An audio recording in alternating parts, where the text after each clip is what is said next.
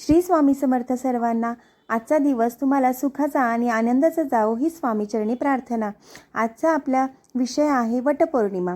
आपल्या हिंदू धर्मात सुवासिनींना महिलांसाठी अत्यंत महत्त्वाचा आणि अखंड सौभाग्याचं लेणं देणारा सण म्हणजेच वटपौर्णिमा। आपल्या पतीला उत्तम आरोग्य, दीर्घायुष्य लाभावं आणि 7 जन्मी हाच पती मिळावा यासाठी सर्व सुवासिनी अत्यंत श्रद्धेने हे व्रत करतात। यंदा म्हणजेच 2026 मध्ये वटपौर्णिमा ही 29 तारखेला म्हणजे सोमवारी आलेली आहे। तर या दिवशी पौर्णिमाची तिथी कधी सुरू होते, पूजेचा सर्वात उत्तम आणि शुभ मुहूर्त कोणता आहे, तसेच या दिवशी कोणते विशेष योग जुळून आलेले आहे आणि या दिवशी कोणत्या रंगांना विशेष महत्त्व आहे, कोणत्या रंगाच्या साड्या घालाव्या, कोणत्या रंगाचे घालू नये, या दिवशी काय करावे, काय टाळावे, अशी संपूर्ण वटपौर्णिमेसंबंधीची माहिती या आजच्या व्हिडिओमध्ये मी तुमच्यासोबत शेअर करणार आहे। त्यामुळे व्हिडिओला स्किप न करता शेवटपर्यंत पहा। जर तुम्ही या चॅनलवरती नवीन असाल तर चॅनेलला सबस्क्राईब करा आणि कमेंटमध्ये ओम श्री स्वामी समर्थाय नमः लिहायला अजिबात विसरू नका। सर्वात आधी जाणून घेऊया की यंदा वटपौर्णिमा ही 29 तारीख म्हणजे सोमवारी आलेली आहे। तर सखीनो, यावर्षी ज्येष्ठ महिन्यातील पौर्णिमा तिथीनुसार वटपौर्णिमेचा सण हा सोमवारी आलेला असून त्या तिथीचा प्रारंभ हा रविवारी 28 जून 2026 रोजी रात्री उशिरा म्हणजेच 29 जूनच्या पहाटे 3 वाजून 6 मिनिटांनी होणार आहे आणि पौर्णिमा तिथीची समाप्ती मंगळवारी 30 जून 2026 रोजी पहाटे 5:26 मिनिटांनी होणार आहे, म्हणजे 5:26 होणार आहे। त्यामुळे उद्या तिथीनुसार 29 जून 2026 रोजी सोमवार रोजी सूर्योदयाच्या वेळी पौर्णिमा तिथी असल्यामुळे याच दिवशी सर्व सुवासिनींनी वटपौर्णिमेचे व्रत करायचे आहे। यंदाची वटपौर्णिमा अत्यंत खास आहे कारण या दिवशी अतिशय दुर्मिळ आणि शुभ योग जुळून आलेला आहे।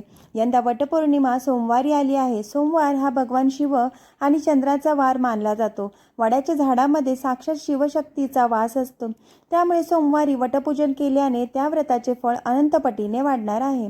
ज्योतिषशास्त्रानुसार या दिवशी आकाशमंडळात शुभ योग आणि सौभाग्य योग निर्माण होत आहे। हा योग वैवाहिक जीवनात सुख समृद्धी आणि पती पत्नीमधील प्रेम वाढवण्यासाठी अत्यंत फलदायी मानला जातो। 12:30 पर्यंत संपूर्ण शुभ चौघड्याचा लाभ तुम्ही घेऊ शकता। सकाळी असणारा राहू काळ आणि भद्रकाळ टाळूनच पूजा संपन्न करायची आहे। आता पूजेचे संपूर्ण साहित्य आपण बघूया। तर पूजेचे ताट लागतं। यामध्ये हळदी कुंकू, गंध, अक्षदा आणि विड्याची पानं, सुपारी लागतात। वडाला गुंडाळण्यासाठी कापसाचे सूत म्हणजेच कच्चा दोरा लागतो। धूप, दीप, कापूर, माचीस, 5 प्रकारची फळे ज्यामध्ये आंब्याला विशेष महत्त्व आहे।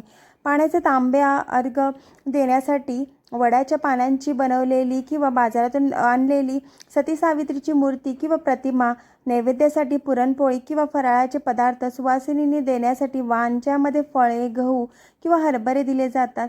वटपौर्णिमेच्या दिवशी सकाळी लवकर उठून स्नान करून पारंपरिक किंवा सुंदर साडी परिधान करावी। वडाच्या झाडाजवळ जाऊन प्रथम तिथे स्वच्छता करावी आणि पाण्याचा सडा टाकावा।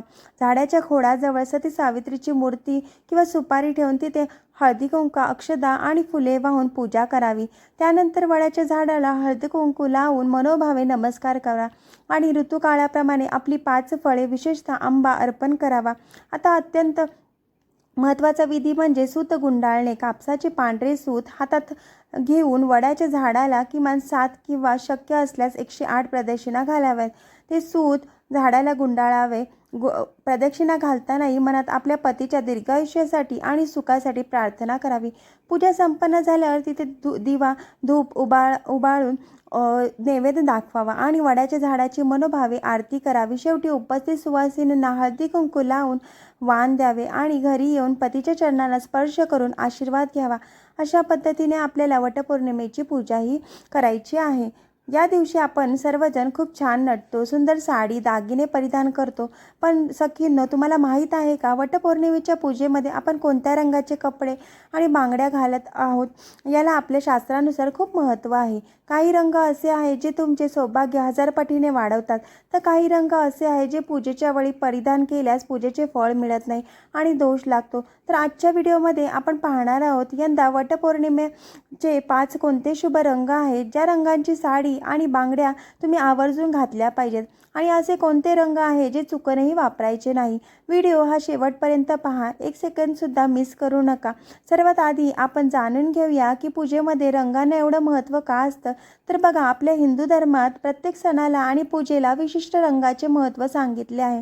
रंग हे केवळ दिसायला सुंदर नसतात, तर त्यांच्यामध्ये एक विशिष्ट ऊर्जा असते. शुभ रंग हे निसर्गातील सकारात्मक आणि देवी शक्तींना आपल्याकडे आकर्षित करतात. जेव्हा आपण वडाच्या झाडाची म्हणजे साक्षात ब्रह्मा विष्णू महेश आणि शिवशक्तीची पूजा करतो, तेव्हा आपल्या अंगावरील शुभ रंग पूजेची सकारात्मक ऊर्जा आपल्या शरीरात आणि मनामध्ये संक्रमित करतात. योग्य रंग परिधान केल्याने मनाला शांतता लाभते, पती पत्नीमधील प्रेम वाढते आणि घरातील नकारात्मकता दूर होते. आता तुमचा सर्वात महत्त्वाचा प्रश्न, जर आपण योग्य रंगाची साडी घातली नाही किंवा चुकीचा रंग निवडला तर काय होते? शास्त्रानुसार पूजा अर्चा करताना नकारात्मक रंग परिधान केल्यास पूजेमध्ये विघ्न येऊ शकतात. वटपौर्णिमा हा अखंड सौभाग्याचा, आनंदाचा आणि मांगल्याचा उत्सव आहे. जर आपण या दिवशी चुकीचे किंवा अशुभ रंग परिधान केले तर नकारात्मक ऊर्जा वाढते, पुण्य मिळत नाही, वैवाहिक जीवनावरती परिणाम होतो. त्यामुळे नटण्याथटण्याच्या आनंदात रंगाची चूक अजिबात करू नये. चला तर आता जाणून घेऊया वटपौर्णिमेचे 5 शुभ रंग कोणते आहेत. नंबर 1, त्यामध्ये सर्वात पहिला जो रंग आहे तो म्हणजे लाल रंग. हा रंगाचा राजा आणि सौभाग्याचे सर्वात मोठे प्रतीक आहे. लाल रंगाची साडी आणि लाल बांगड्या परिधान केल्याने माता लक्ष्मी आणि माता पार्वतीचा आशीर्वाद मिळतो. हा रंग पती पत्नीमधील प्रेम आणि समर्पण वाढवतो. दुसरा रंग जो आहे तो म्हणजे हिरवा रंग.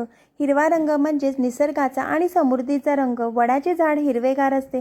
यंदा वटपौर्णिमेला हिरवी साडी आणि हिरवा चुडा अत्यंत शुभ मानले जाईल. हा रंग कुटुंबात आनंद आणि वंशवृद्धीचे प्रतीक आहे. तिसरा जो रंग आहे तो म्हणजे पिवळा रंग. पिवळा रंग हा भगवान विष्णू आणि देवगुरु बृहस्पती यांचा आवडता रंग आहे. गुरु ग्रह महिलांच्या पत्रिकेत पतीचा कारक असतो. पिवळी साडी घातल्याने पतीचे आयुष्य वाढते, नशीब चमकते. त्यानंतर पुढचा जो रंग आहे तो म्हणजे चौथा रंग नारंगी किंवा भगवा रंग. हा रंग अग्नी पवित्रतेचे प्रतीक आहे. हा रंग परिधान केल्याने मनात सकारात्मक विचार येतात आणि पूजेमध्ये पूर्ण लाभ मिळतो. पाचवा जो रंग आहे तो म्हणजेच गुलाबी. गुलाबी रंग हा नात्यातील गोडवा आणि आदर दर्शवतो. जर तुम्हाला खूप डार्क रंग आवडत नसतील तर तुम्ही गुलाबी किंवा राणी रंगाची साडी आणि बांगड्या नक्कीच निवडू शकता. आता सर्वात सावधगिरीची गोष्ट म्हणजे वटपौर्णिमेच्या दिवशी काळी रंगाची साडी आणि बांगड्या चुकूनही घालायच्या नाही आहेत. हिंदू धर्मात कोणत्याही शुभ कार्यात किंवा सौभाग्याच्या सणात काळा रंग म्हणजे पूर्णपणे वर्ज्य म्हणजेच निषिद्ध मानला जातो. काळा रंग हा राहू आणि केतू आणि शनीचे संबंधित असून तो राहूची नकारात्मकता आकर्षित करतो. हा रंग दुःखाचे प्रतीक मानला जातो. त्यामुळे वटपौर्णिमेला काळी साडी, काळी बॉर्डर असलेली साडी किंवा बांगड्या अजिबात घालू नये. आणि दुसरा रंग म्हणजे पांढरा. पांढरा हा रंग देखील सौभाग्याच्या पूजेत वापरत नाही, त्यामुळे तोही टाळावा.